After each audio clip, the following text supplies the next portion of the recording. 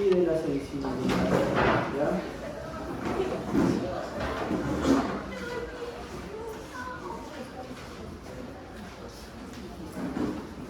Entonces, cuando evalúan la fuerza, lo primero que tienen que recordar es ante quién se están enfrentando, ¿no? Entonces recuerden de que una cosa es evaluar la fuerza en un joven de 30 años de edad, de 25 años de edad, y otra cosa es evaluar la fuerza pues en una abuelita de 85 años, diabética, hipertensa y con artrosis, ¿no? Entonces, lo primero es aterrizar, individualizar cada caso, ¿no? Entonces, probablemente la única referencia que ustedes tengan por persona es evaluar un lado con el otro lado, ¿no? Para ver si hay algún déficit motor significativo, ¿ya? Ahora, de frente vamos aquí, ¿no? Recuerden ustedes de que el control motor se realiza básicamente con una serie de vías, haces, tractos o fascículos, donde el más importante pues es la vía piramidal. Entonces, si nosotros hacemos un breve recordar de la vía piramidal, debemos recordar de que la vía piramidal nace donde nace en la corteza motora primaria o área 4 de Brodmann, giro precentral o giro prerolándico, ¿no? Donde las estructuras están distribuidas de la siguiente manera, ¿no? Aquellas neuronas cuyos somas se dirigen hacia el miembro inferior se localizan más mediales, ¿no? Y aquellas neuronas cuyos somas se dirigen hacia el miembro superior o hacia el rostro se ubican más laterales. Entonces, como ustedes pueden ver ahí en la parte de arriba de la figura, ¿no? Luego, esos somas neuronales emiten sus axones que primero van a discurrir de forma separada o disgregada, formando la corona radiada. Luego se van a compactar a nivel del brazo posterior de la cápsula interna. Luego van a seguir su descenso por las distintas partes del tronco encefálico, base del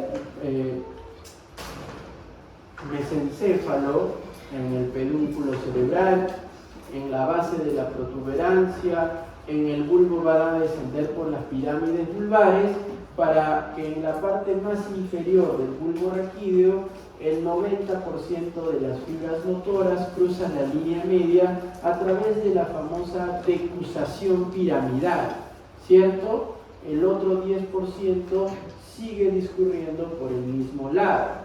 Ese 90% que cruza la línea media va a viajar por la médula espinal formando el fascículo córtico espinal lateral, y el 10% que sigue por el mismo lado de forma ipsilateral va a formar el fascículo córtico espinal anterior, ¿ya? Igual, así discurra por este lado, termina cruzando la línea media en alguna parte de la médula espinal, no se olviden, ¿ya? Entonces, tienen que recordar la disposición de esas fibras, tanto en la corteza, tanto en el área subcortical, en el tronco encefálico y en la médula espinal, para recordar los patrones motores que se pueden producir allí, ¿no? Entonces, vamos a intentar recordarlos.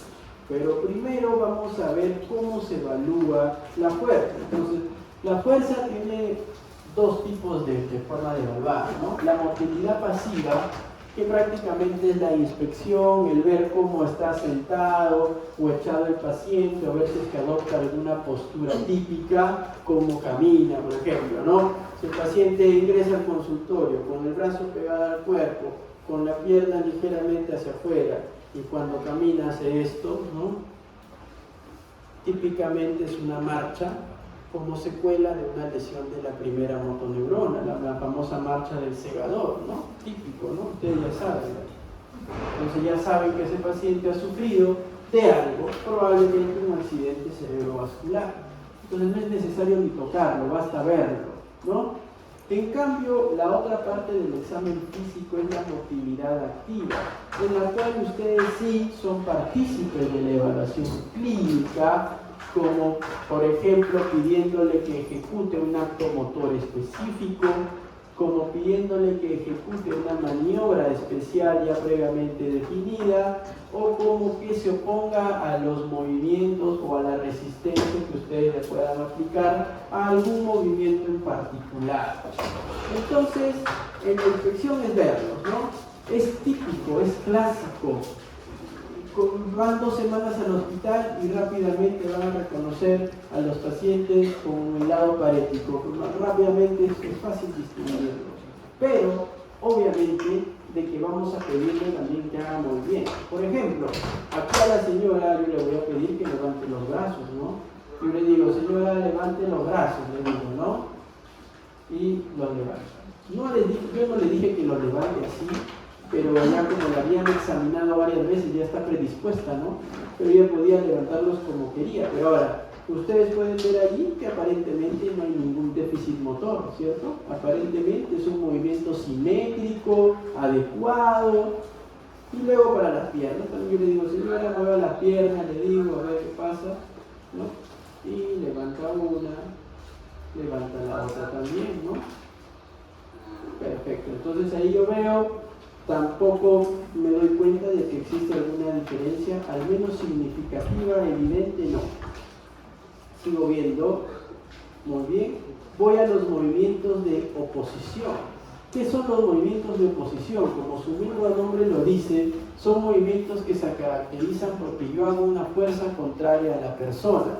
Y usualmente para hacerlo tengo que dividir la extremidad en 3/3, valga la redundancia. Entonces, tanto los miembros superiores como los miembros inferiores los voy a evaluar en tercios. Entonces van a haber maniobras para un tercio distal, para un tercio intermedio y para un tercio proximal. Por ejemplo, en los miembros superiores, para evaluar el tercio distal, ¿qué se suele pedir? Se le suele pedir al paciente que les apriete fuertemente los dedos y ustedes lo que van a hacer es intentar retirarlos, ¿no? Van a intentar retirarlos. Entonces ahí estoy evaluando el tercio más distal.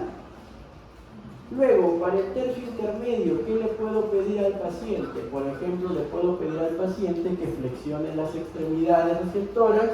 Yo pongo mi mano frente a ella y le pido que baje la extremidad, ¿no? Que me empuje. Entonces ahí estoy evaluando mucha de la musculatura intermedia.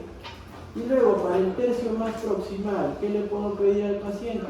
Como ustedes pueden ver allí, le pido que coloque los brazos de esta manera y que no deje que yo se los baje. Entonces yo le aplico una fuerza hacia abajo, en ambos lados, el paciente no debe dejarse. Ahí yo evalúo musculatura proximal del miembro superior, también el trapecio, etc., ¿no? Entonces es una forma, ¿no? Una forma por tercio. Obviamente que hay muchas otras, ¿no? Pero el objetivo es recordarles que tienen que evaluar por tercios, tanto el miembro superior como también el miembro inferior. Miren, ¿no? Por ejemplo, en la parte más distal de los miembros inferiores, ¿qué le puedo pedir al paciente? Pues que pise mi mano, ¿no? Pise la otra, y de esta forma evalúo la parte distal, los pies, o en su defecto también puedo pedirle que lleve hacia arriba los dedos. Luego, en la parte intermedia, ¿qué le puedo decir? Que flexione la pierna y que luego intente estirarla, ¿no? Flexione y que la estire, ¿no? Entonces, evalúo parte del tercio intermedio. Y luego, para la parte proximal, ¿qué hago? Le pido que eleve la pierna y yo coloco mi mano por encima de su rodilla, ¿no? Le digo, levante la pierna, mi mano está por encima de su rodilla y obviamente evalúo la musculatura más proximal, ¿no? Igual allá, le pido que eleve la pierna, mi mano por encima de la rodilla, lo que evalúo es musculatura proximal. Entonces, de esa forma, ustedes van a tener un panorama de qué es lo que ocurre con la fuerza en los tercios del miembro superior, del miembro inferior, de ambos lados. Y eso les va a permitir a ustedes, obviamente, graduar la fuerza, ¿ya?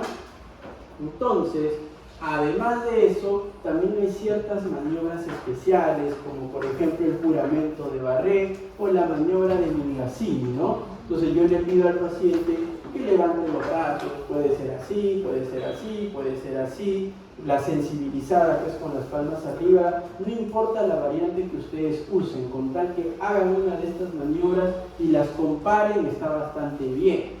Entonces en la primera imagen yo le pido a la señora que mantenga los brazos ahí, en búsqueda, en primer lugar, de alguna caída, y en segundo lugar de alguna rotación, porque en los casos muy sutiles de debilidad quizás no hay una caída, pero sí haya una rotación interna de la extremidad, ¿ya? Por ejemplo, miren el otro caso de la señora, ¿no? Yo le digo que por favor mantenga los brazos ahí, y ustedes miren cómo lentamente va cayendo una de las extremidades, ¿no?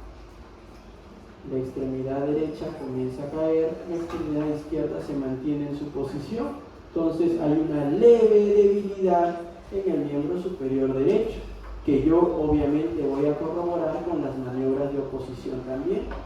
Y luego en los miembros inferiores, por ejemplo la clásica maniobra de Mingasini, le piden al paciente que doble la rodilla y que mantenga esa posición unos segundos, ¿no? Ustedes van a ver si es que alguna extremidad cae antes de la otra, ¿no? Obviamente no mucho tiempo, ¿no? Si no se cansan los pacientes, ¿verdad?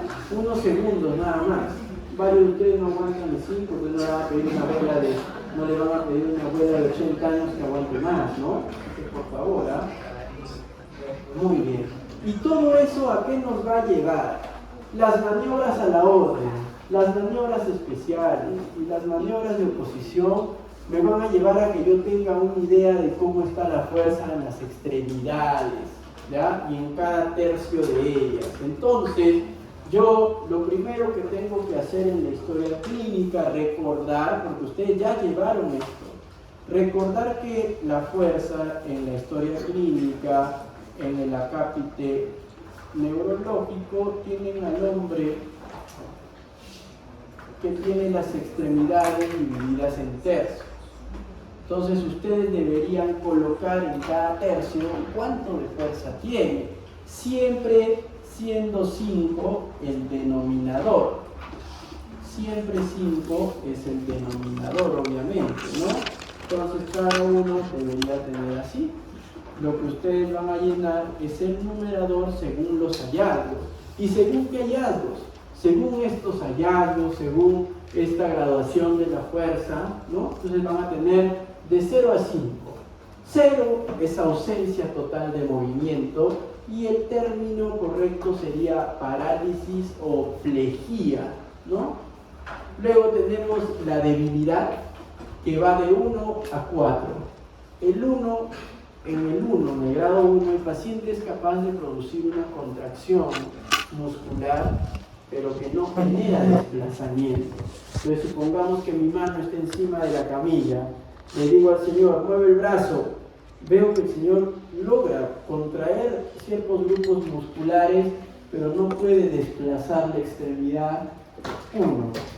El grado 2, veo que el paciente es capaz de desplazar la extremidad sobre una superficie, mas no puede vencer la gravedad. 2. En el grado 3, el paciente es capaz de mover lateralmente sobre una superficie horizontal, mover verticalmente sobre una superficie, ¿no? Pero si es que yo le pongo una fuerza contraria, ya no lo puede hacer. 3. El 4, el paciente logra vencer la gravedad y también logra vencer de forma parcial la fuerza contraria que yo le aplico en las maniobras de oposición, puntúa 4. Y el 5 pues es el que puntúa, o que mejor dicho la fuerza está totalmente normal para una persona de su contextura, de su edad. Es por eso que toda evaluación de la fuerza tiene que ser de forma bilateral y simétrica para que tengan con qué comparar. Del número 1 al 4 se le llama debilidad, pero el término médico correcto es paresia, ¿no? Una cosa es que ustedes presenten al paciente, viene el asistente, ustedes están de guardia en el poliprimario, ¿por qué viene? Doctor, tiene una debilidad en el brazo y la pierna derecha. ¿Se entiende? Sí, ¿no? Todo el mundo lo entiende, pero suena diferente a, doctor, el paciente acude por una hemiparesia facio-brachio-crural. Suave, ¿no? Este sabe, yo diría no, este sabe, ¿no? Ya no le puedo florear, ¿no? Entonces, se ganan ustedes un prestigio, un nombre, no se olviden, ¿ya? Muy bien, sigamos. Entonces, el gráfico de la fuerza, para que no lo olviden, recuerden, siempre este es lado derecho, lado izquierdo. Acá, obviamente, para no recargar la diapositiva, no he puesto los valores al otro lado. El valor normal es 5, entonces lo que va a variar es el numerador. Yo puedo encontrar un paciente que tenga, por ejemplo, en el lado derecho, lado izquierdo, que tenga 5 de 5 acá en todo, ¿no? 5, 5, 5, 5, pero en el lado izquierdo puede tener 1, 1, 1, y acá abajo en la pierna puede tener 2, 2, 2, ¿no? Entonces es una debilidad y yo puedo complementar inclusive con los hallazgos en el rostro. Si yo grafico acá, quiero decir que el paciente tiene una parálisis facial de tipo central. También en el mismo lado izquierdo que va de la mano con la debilidad, que ustedes también deben recordar, pero más adelante vamos a hablar de eso. Entonces, vamos a encontrar nosotros hallazgos. Por ejemplo, aquí, ¿no? Acá. Obviamente estamos omitiendo los valores del lado derecho porque son normales, ojo, para no recargar la diapositiva, pero siempre se tiene que colocar. Miremos este paciente. Este paciente, el lado derecho está normal, el lado izquierdo tiene una fuerza normal en el miembro superior, pero en el miembro inferior tienen el tercio proximal normalidad, pero en el tercio intermedio y en el tercio distal tiene debilidad. Entonces, ¿cómo yo describo ese hallazgo? ¿Cómo lo describo? Entonces, este paciente yo voy a describir que tiene una monoparesia, mono de uno, pues, de una extremidad. Tiene una monoparesia, ¿por qué? Porque hay debilidad. Monoparesia. Crural, porque para referirme al miembro inferior utilizo la palabra crural. Para referirme al miembro superior utilizo la palabra braquial. Y para describir una asimetría facial uso el término facial o facio, ¿no? Entonces tiene una monoparesia crural izquierda a predominio distal. ¿Por qué a predominio distal? Porque veo que la parte proximal es normal, pero veo que la parte distal es la más alterada o anormal. Entonces, si yo leo esto, me imagino algo así. Obviamente difícil imaginar sin los valores, a menos que ustedes le coloquen entre paréntesis 2/5 distal, 3/5 intermedio, ¿no? Y ahí sí ya me lo imaginaría completamente, ¿no? El otro lado, miren, ¿no? En el otro lado, ven que la debilidad ya no solo abarca al miembro inferior, sino que la debilidad ya está abarcando también al miembro superior. Entonces ya no utilizo la palabra mono, sino utilizo el prefijo hemi. ¿Por qué? Porque ya estaba abarcando todo un hemicuerpo. Entonces esta sería una hemiparesia izquierda no proporcional. ¿Por qué no proporcional, doctor? No proporcional porque no está afectando de forma simétrica al miembro inferior y al miembro superior, no. Este está peor que el brazo, la pierna está peor, entonces por eso es no proporcional. A predominio, o sea, ¿quién está más afectada? Pues la pierna, por eso pongo a predominio, me falta una a predominio crural. Entonces yo me imagino, leo esto y me imagino algo parecido. No con los valores, como diría, puedo añadir los valores para imaginármelo completamente, pero igual el escuchar esto me da una idea muy similar a esta, ¿ya? Entonces así, hemiparesia, hemiplegia, monoparesia, paraplegia, paraparesia, diparesia braquial. Entonces hay un montón de combinaciones que ustedes, si están afectadas las 4 enfermedades, cuadriparesia, por ejemplo, ¿ya? Son términos que ustedes ya conocen, yo lo sé, solamente estamos recordando, ¿ya? Muy bien, perfecto. Por ejemplo aquí, Vamos a llamar a una persona, ¿no? Para ser obviamente partícipes, para que puedan ir a comer tranquilos a sus casas, ¿no?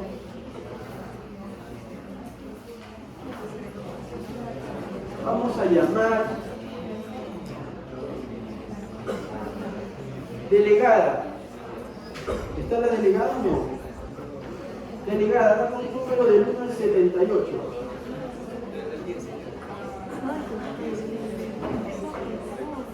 Sí, increíble. ¿Eres tú, creo? Sí.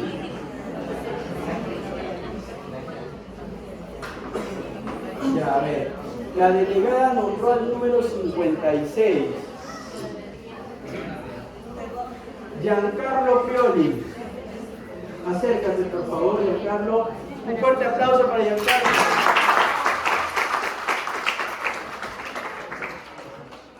Giancarlo, tienes la misión de graficar o de dibujar, no vas a dibujar encima de esto en la pizarra, una equivalencia izquierda proporcional 3 sobre 5. Acá, dibujo lo preciso.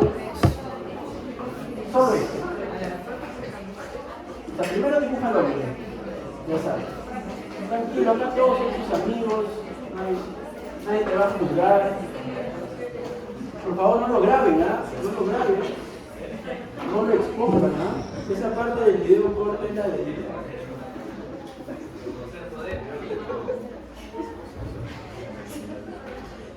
Un poco asimétricos, ¿no?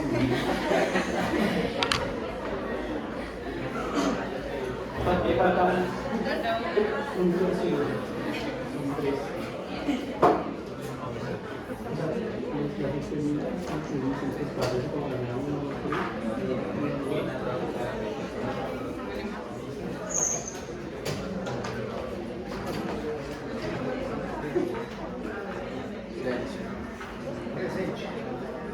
Ya.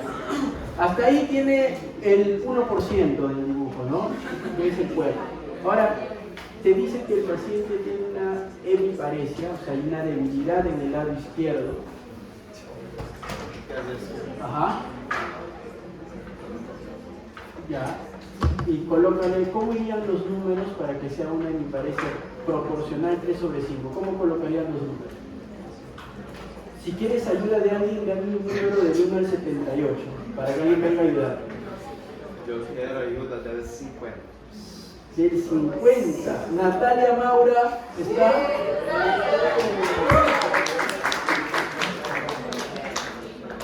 Por favor, si me ayudas a colocar los números.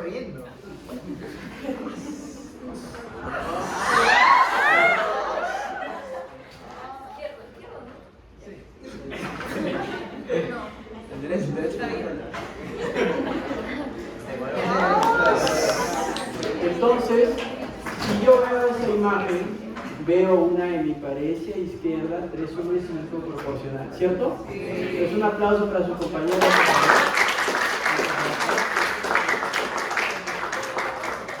Vamos al segundo ejemplo. Por favor, delegada, otro número. 40. Romina Daniela.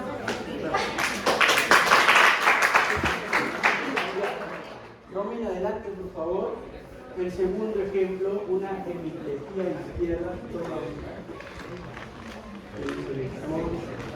No, ahí está la nota, mira, encima.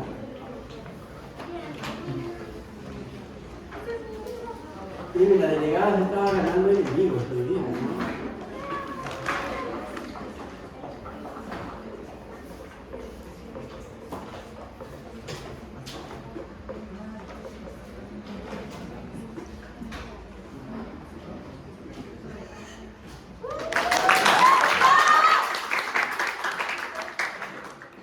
Una hemiplejía izquierda. Y, por favor, señorita, un número de 1 al 78. 12. Noé.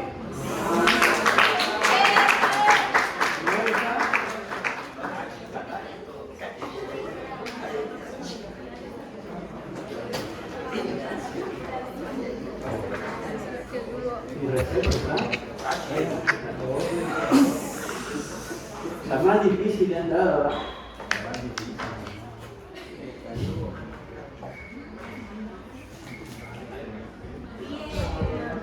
Una paraplegia. Entonces, ese es el objetivo, ¿no? Que ustedes aprendan a graficar, a identificar y a familiarizarse con las palabras hemiparesia, monoparesia, hemiplejía, paraplejía, cuadriparesia, proporcional, no proporcional. Sí, adelante. Si hubiera una pareja de ambos miembros superiores, ¿cómo se puede denominar? ¿Parálisis o paresia? ¿Cuál de las dos? Sería una biparesia braquial. Algo me decía que alguien iba a preguntar eso, ¿no? Está bien, está muy bien. Excelente. Ahora, una biparesia braquial sería pues algo extremadamente raro. ¿Por qué? Porque debería haber una lesión que te explique una debilidad de ambos brazos. O sea, ¿dónde ubicarías anatómicamente la lesión? Pues tendría que ser alguna enfermedad que afecte de forma muy localizada parte de la médula espinal cervical, ¿no? Pero muy focal, ¿no? Raro, infrecuente, ¿verdad? Muy bien, entonces sigamos. Regresamos nuevamente a los patrones de debilidad y los vamos a analizar 5. Ustedes van a encontrar 5 tipos de daños de la vía motora. Un daño cortical, que es raro, muy infrecuente, y vamos a ver por qué.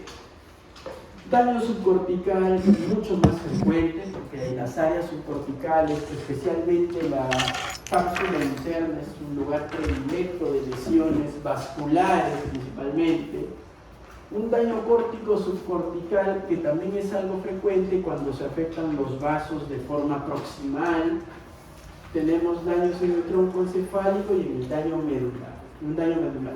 Entonces, por ejemplo, es raro un daño cortical. ¿Por qué? Porque para que exista un daño cortical tiene que haber una pequeña lesión que afecte un área diminuta, pues, de la corteza cerebral. Y eso no suele ocurrir, ¿no? Por ejemplo, es tan raro que hasta inclusive amerita un reporte, una comunicación científica, un artículo. Por ejemplo, mire, este artículo titula Monoparesia. Ahí el término motora está redundante, porque se asume que la palabra paresia es motor, pues ¿para qué vas a redundar, no? Pero bueno, monoparesia pura braquial, o sea, una debilidad pura del miembro superior, como manifestación de infarto cerebral cardioembólico. Entonces, en este paciente, lo único que hubo fue un pequeño infarto, chiquito, muy localizado, en una parte de la corteza motora primaria del lado derecho del cerebro, que justo correspondía con parte del brazo, ¿no? Entonces, el paciente solo vino por una debilidad en el brazo. Lo último que hay que pensar es que sea un infarto cerebral, pues, ¿no? Porque es raro, infrecuente, por eso lo recuerdo. ¿Ya? Entonces recuerden, lesiones corticales puras, únicas, son muy raras y se van a caracterizar clínicamente por un déficit motor muy localizado nada más, muy focal, muy localizado. Siguiente, el daño subcortical. Por ejemplo, no se ve bien aquí, pero ustedes van a tener la diapo. Acá lo que se ve es una resonancia que muestra una hiperintensidad a nivel del brazo posterior de la cápsula interna del lado derecho. Es un infarto que depende de una arteria que se llama la arteria coroidea anterior, o ACHO-A, ¿no? Arteria coroidea anterior, que ya saben que es una de las 5 grandes ramas terminales de la arteria carótida interna. Entonces, se tapó esa arteria, produjo un infarto de la zona que irriga, pero como es el brazo posterior de la cápsula interna, obviamente este paciente lo que va a tener es una debilidad simétrica o proporcional en el hemicuerpo contralateral a la lesión. ¿Qué más puede tener este paciente o estos pacientes con daño subcortical? Suelen tener también un déficit sensitivo en el mismo lado de la debilidad. ¿Por qué? porque las fibras motoras y sensitivas discurren bastante cercanas entre sí, pero lo que también suele tener estos pacientes es un respeto total por las funciones superiores. Acá no se afecta el lenguaje, no se afecta la memoria, ni alguna otra función superior. Es puramente un cuadro sensitivo motor contralateral a la lesión. No se olviden, ¿ya? Vamos con otro patrón. Por ejemplo, el daño córtico subcortical.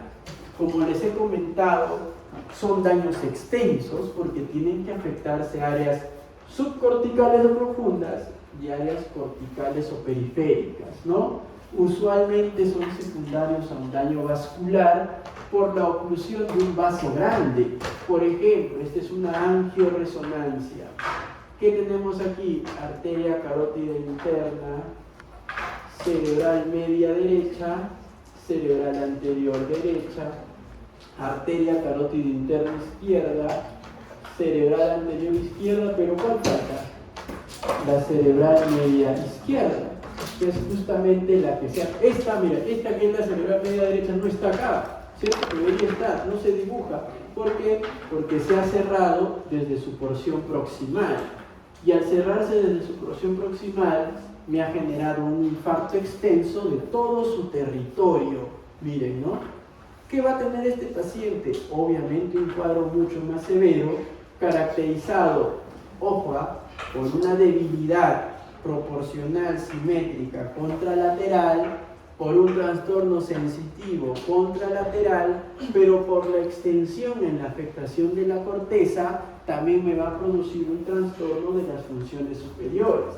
Como les he comentado yo, en la gran mayoría de personas que son diestros, las áreas del lenguaje se ubican en el hemisferio izquierdo, en el lóbulo temporal y en el lóbulo frontal. Entonces, probablemente este paciente también tenga algo que se llama afasia, que es un componente, es un compromiso del lenguaje, y probablemente la afasia sea una afasia global, que involucre tanto el aspecto comprensivo como el aspecto expresivo del lenguaje.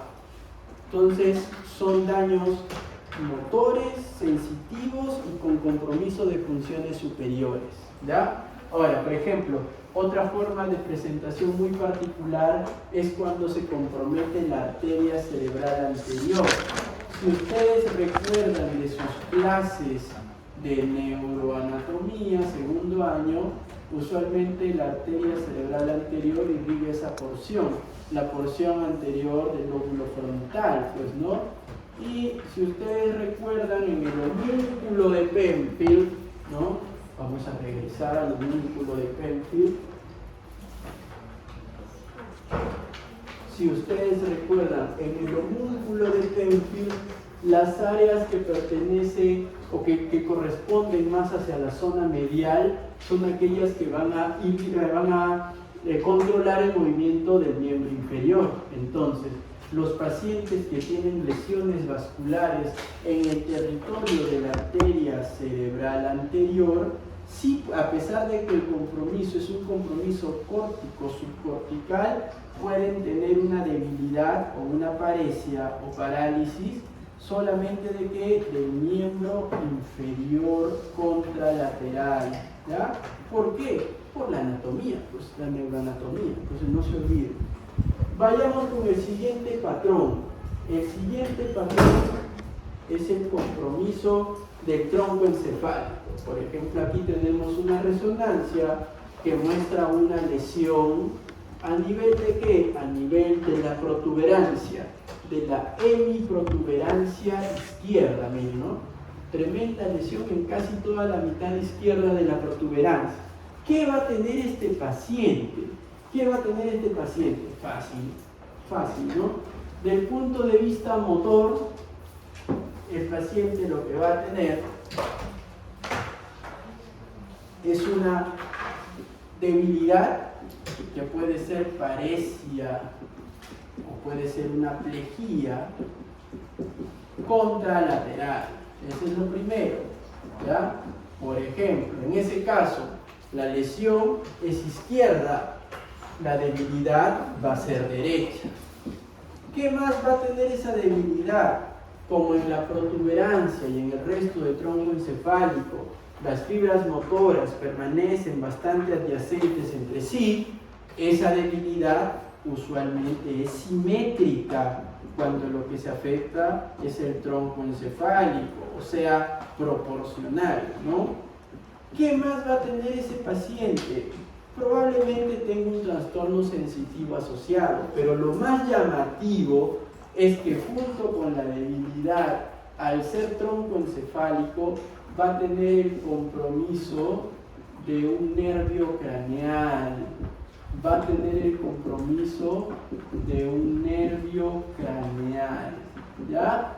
Y obviamente, acá la lesión es izquierda, la debilidad es derecha, pero el nervio o los nervios craneales comprometidos van a ser izquierdos, ¿ya? Y si ustedes recuerdan, entonces acá el nervio craneal va a ser ipsilateral a la lesión, ipsilateral, en este caso izquierdo. Y si ustedes recuerdan qué núcleos se ubican en la protuberancia se ubican los núcleos del sexto nervio craneal y del séptimo nervio craneal. Y cuando ocurren lesiones de estas características, los pacientes van a tener un compromiso del sexto, del séptimo de un lado y la debilidad del otro lado, que recibe un epónimo que se llama el síndrome de Miller-Gubler.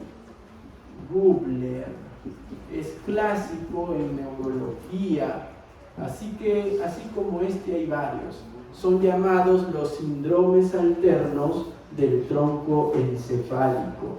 Doctor, ¿qué síndrome alterno yo debería conocer por cultura general?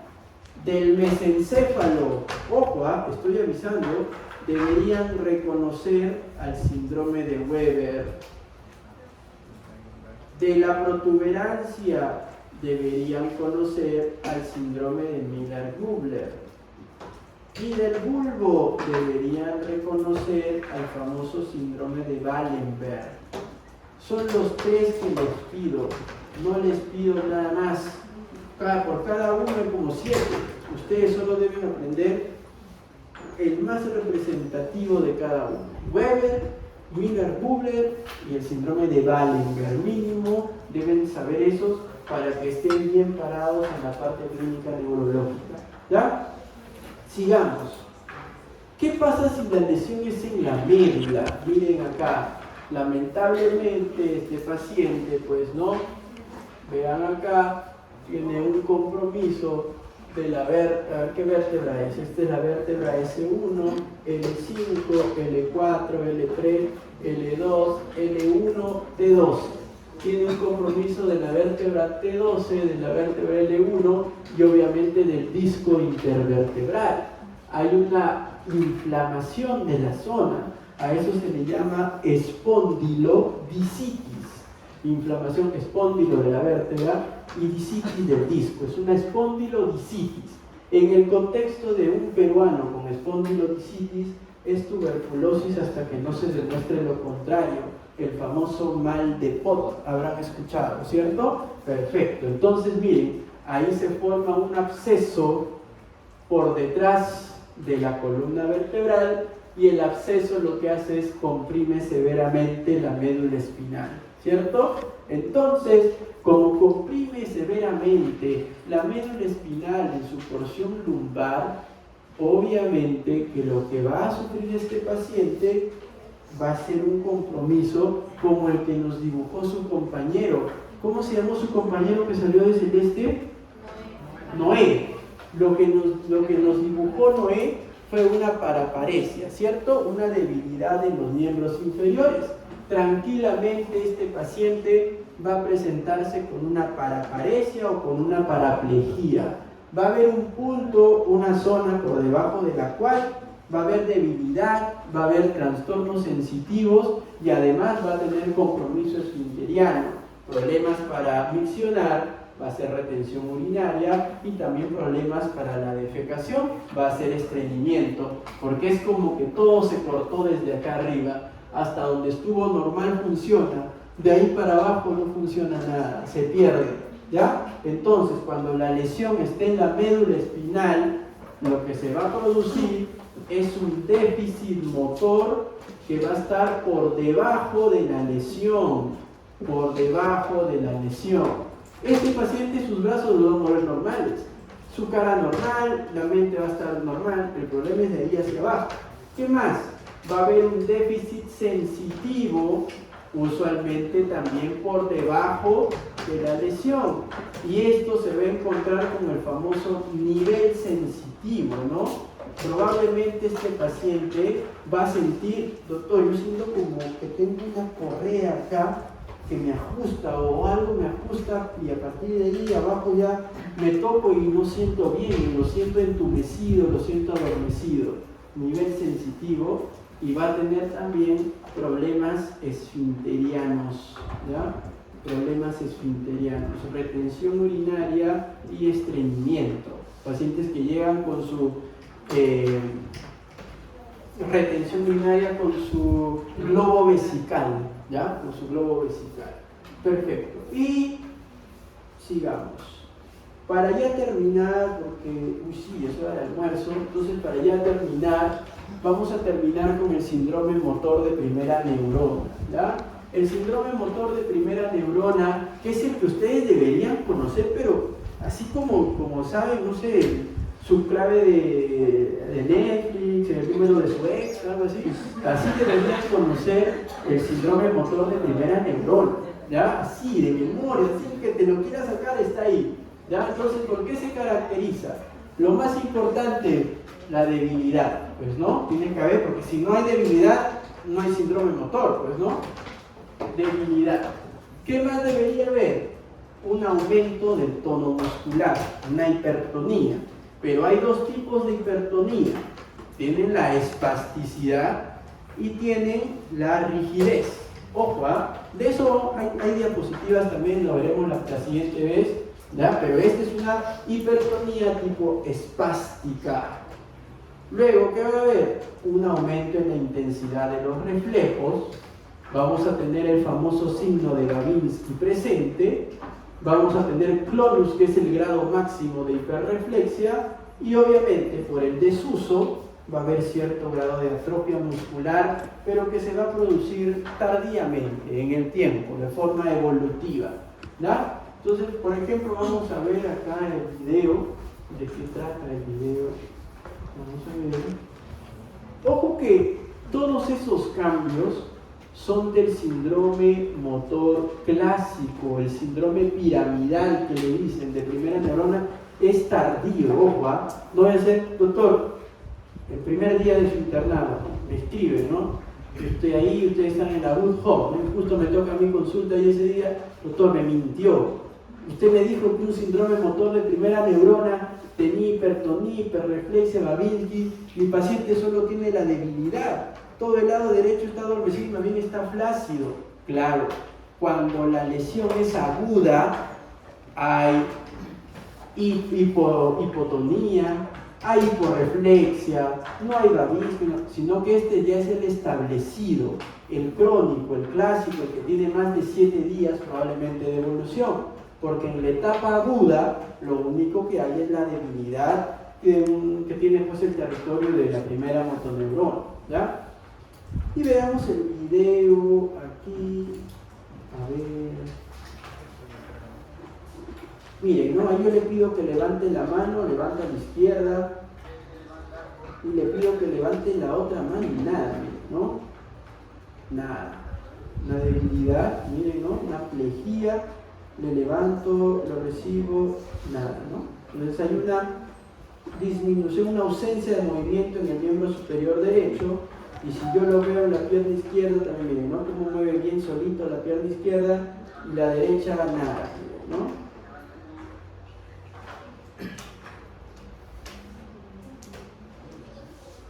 Cero, ¿no? Entonces, este paciente tiene una hemiplejía derecha. ¿Por qué pongo el video acá? Porque, ojo, no cualquier debilidad es o tiene como causante una lesión de la primera motoneurona. Entonces ustedes tienen que estar bien parados en la parte de la neuroanatomía, porque si no se pueden presentar casos como el que nos preguntó su compañero. Doctor, yo siento que en las noches se me debilitan los brazos, no tengo fuerza ni para agarrar una taza, y siento que me falta el aire, que me insomnio, no puedo dormir. Pensar que una debilidad que solo afecta a los miembros superiores tiene como causa una primera motoneurona es descabellado, pues, ¿no? Porque no es la distribución típica de una... ¿Qué tiene que afectarse para que solo lo vean? No, es prácticamente imposible. Probablemente detrás hay otro diagnóstico, más aún si es que ustedes indagan en los síntomas del paciente. Entonces, tienen que estar bien parados en la parte neuroanatómica para que de esa forma puedan reconocer cuáles o qué tipo de debilidades sí tienen una explicación neurológica y cuáles no. ¿Ya? Entonces, con el permiso de la delegada, ¿está la delegada? Lo dejamos ahí por hoy día para ir a almorzar, un almuerzo, etc.